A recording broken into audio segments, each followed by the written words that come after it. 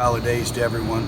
Concluded our 8th practice of bowl prep, and it's been a really productive couple weeks. I really like the approach of our players, their attitude, their energy, numerous reps for a lot of individuals that really did not gain significant repetitions throughout the course of the year. So it's been very productive.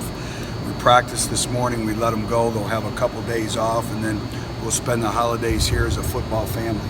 But I thought it was important to let them go home for a few days and be around their families. Then we'll come back. Our game plan is in place, so if we had to play the game tomorrow, we'd be able to do that. So I'm excited about that. But again, just a really productive time. There is one announcement in terms of Venzel Bower will not be available for the bowl game due to academics. And Venzel is a great young man. He'll be better for it. And you know, he has still practiced, and he's had one of the best bowl practices that we had, but due to academics, he will not be available. Will that affect him for spring practice also? No. Okay. No. Is that the only academic kind of leave? That's the only one, yes. What's a conversation like that, of that sort of topic? I mean, how do you even kind of approach that and make sure that he learns from that? Well, first of all, he has a great mother and he has a great foundation, and he understands, and it's going back and where did we go wrong? How do we make things better? And the thing is what I've liked about him is he's been very realistic and upfront, and we all know he's a great person. And like I said, it's just like your children. Sometimes it takes something like this, and he'll be better for it, and I know he'll bounce back. This is the time of year a lot of guys kind of have conversations about thinking about transferring. You know, how do you kind of handle a situation like that? And have you had any of those sorts of conversations? Yeah. It's that time of year, and I think that has really kind of become the norm with college football. But I have not had any of those conversations with any of our players, and my door is always open. And you know, there's individuals sometimes looking around that they want an opportunity to play more. But I have not had any of those conversations to date with any of our players. And I've liked our focus. I mean, it's been a driven mindset. They've come in and they've put their work in, and I've liked the way they've approached this bowl preparation. Coach Leonard Fournette, Christian McCaffrey choosing not to play in bowl games. What's your kind of overriding opinion? Well, I think there's a lot of extenuating circumstances that we don't know about, and each individual is different and they have their own reasons. So I really don't think for me to comment on that, because I don't know. I'm sure there's a lot of things that go into that decisions. All I can tell you is about our players, and you know, Derek Barnett has had one of the best bowl preparations he's had. I think you look at Cam Sutton. Cam Sutton has not been 100%, and yet he's out here every day grinding through it. The team is very important to him. You look at Alvin Kamara. You know, all these individuals, they've had good bowl preparations, and I've been very proud of them for that. Who are some individuals that have more made of a trend? You know, what's not just those two guys, but if that becomes more of a trend, how troubling is that for college football, if it is at all? Well, again, I think there's a lot of things that go into it, and you know, because obviously everything is about the team concept. But again, each circumstance is different. I think you have to treat each one of those circumstances differently as they approach and how they present themselves. Is this bowl preparation in the bowl, is that all still Team 120, or is part of it pitching it forward to Team 121? No, it's all been based on Team 120, but it's also a great opportunity for individuals like a Marcus Tatum, for individuals like that really didn't gain a lot of repetitions throughout the course of the season, to really get them more reps. Brandon Johnson, a wide receiver, and then some true freshmen like Tyler Bird and even Jeff George, individuals like that have played, but this is an opportunity to really go back to the fundamentals and the fine details of what it takes to play winning football. So it's been a balancing act, but make no mistake about it, everything is about our preparation to give us the best opportunity to win the football game. But you talked about going back to the fundamentals and the tackling and things. Have you seen progress? Can you see progress in just this period of time before the bowl? I have, but now it's being able to take it to the game field. And again, when you give individuals time off, now how do we approach those times when we come back? But again, we did some live tackling things that we've never done in bowl preparation before, but I felt that our entire football team needed it, not just from a tackling standpoint, but a block destruction standpoint, but also from an offensive standpoint of our style of play with a body and finishing plays and really challenging our players, because we're playing a very, very good football team that, has been a top 10 football team most of the year. And they're very, very physical. They're a football team that does not beat themselves. They don't turn the football over. So we have to play a football game that's comprised of discipline and fundamentals and details. So we've really gone back to ground zero teaching, basically day one teaching, and our players have responded. Butch, how was your kind of day-to-day relationship with Dave changed since his announcement? Has it been maybe frustrating or disappointing that there hasn't been a higher? No, nothing's changed. He was at practice today. He's in my office just like normal, so there's been no change. How have your young quarterbacks benefited from watching Josh and not only that, but just his approach to the game too over the past couple of years? Well, it should benefit them a lot. It's all about being a sponge, and you have a great illustration of an individual who's really invested in his football game and invested in the University of Tennessee in our football program. And the way he prepares on a daily basis, his consistency. I would say that's the biggest thing with Josh is consistency. He doesn't wear his emotions on his sleeves. You know what you're getting every day. He's the same person every day, whether it's on the field or off the field.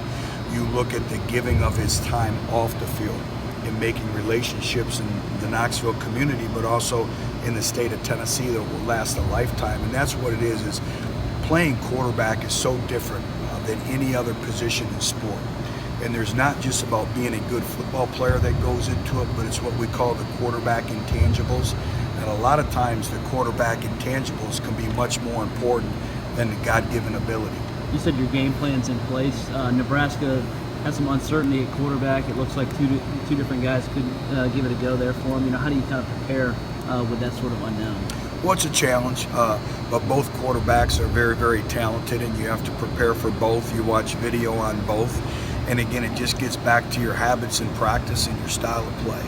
And just overall execution, the details, the communication. To me, that's what it's all about. Coach, two guys on defense, the players have mentioned, young guys that have shown up, Alexis Johnson, Daniel Batuli. What have you seen from them in this period? Those are two individuals, and we talked about Marcus Tatum, exact same thing defensively, really getting those individuals inordinate amount of reps. With Daniel Batuli, again, the more he plays, the more he's going to become more comfortable in the scheme. The same thing with Alexis. Alexis, I think, is more so getting into game condition. And the only way you can really simulate that is to play a number of repetitions throughout the course of practice. So I've been very pleased with those individuals. And, from practice 1 to practice 8, you can see a change in their game. You can see that change, but also you can see a change in their confidence as well. And they're moving better. And a lot of times the mind can tie the feet up, and being able to think clearly and run to the football and just play with fundamental aspect. A lot of it is you have to have confidence in your assignments, and I see that. Rashawn talked yesterday. Dylan Wiseman's been the guy who everyone on the team talks about as a tough guy. Just how tough is that guy? And also, how would you kind of rate or value what Cortez McCall's done this season? Well, again, Dylan Wiseman is a tough individual, not just from a physical toughness, but from a mental standpoint as well. He plays through the aches and pains of playing offensive line. You never know that, he's playing through those aches and his pains. He's there. Again, it gets back to the same thing as Josh Dobbs, consistency. He's there. He's reliable. He's accountable. Again, he's everything that we want in our football program. College graduate, everything that goes into it. Great representative of our program. But again, his staple is toughness, both mentally and physically. In terms of Cortez McDowell progressing, as we all know, he's done a very good job for us on the special teams game, but now it's the fine details of what it takes to play winning football at the linebacker position. Block disruption, understanding that it's not just one thing to control your gap, but now I got to shed the block, I got to get off, and being 100% sound in our assignments, being able to play fast, all those things that go into it. Butch, you mentioned getting the kids to their families for a couple of days for Christmas. How big is it for them just to get out of here and get away from football? I know they've had some free time, but there's also been final exams, there's been team functions. How beneficial to clear your mind just to get away? I do think it's very beneficial, and that's, first and foremost, our football program is based on family. So for them to be able to see their families, but I do think they need a mental break as well. They've been going, it's been a long, long football season. And then when you tie in the rigors of academics and exams and everything that goes into it, and then being here while nobody else is on campus and kind of having a pro mentality now where it's all football, I do think that you need time to clear your mind and relax, enjoy your family. And I expect to see an even more energized football team when we come back on the 24th.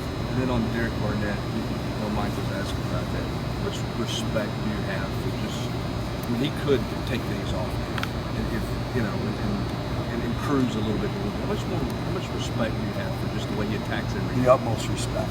I'll give you an example. There was an individual here waiting to speak with him the other day, and he didn't want to speak to him because he didn't want to miss his workout in the weight room. He's very, very driven, and it's all in how you approach this bowl preparation. Derek approached this bowl preparation as another opportunity to get better, another opportunity to perfect his craft, and another opportunity to get stronger in the weight room.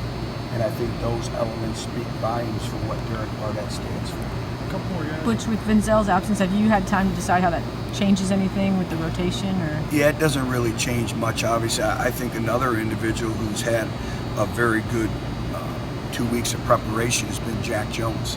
I think Jack Jones has really done a very good job, and then obviously getting Dylan Wiseman back as well, who had to miss a couple of games with injuries. Having him back has helped us in moving forward. Rashawn talked yesterday about the confidence level a defensive back has to have. Did the defense's confidence ever waver as the injuries kept piling up, and what do you think that confidence level is going into national? I think we have a very high level of confidence, and confidence a lot of times is born on your preparation. You know, how do you prepare? And it gets back to that adage of, are you ready or are you prepared? Everybody thinks they're ready, but are you prepared? I'll give you an example. I had probably one of the best days of practice time I've had in a while, and I just went back and tried to get in the life of a safety during practice and try to coach them up a little bit from down and distance to stance to seeing the big picture to understanding the splits of wideouts and eyes of your opponent and all that, and bringing energy.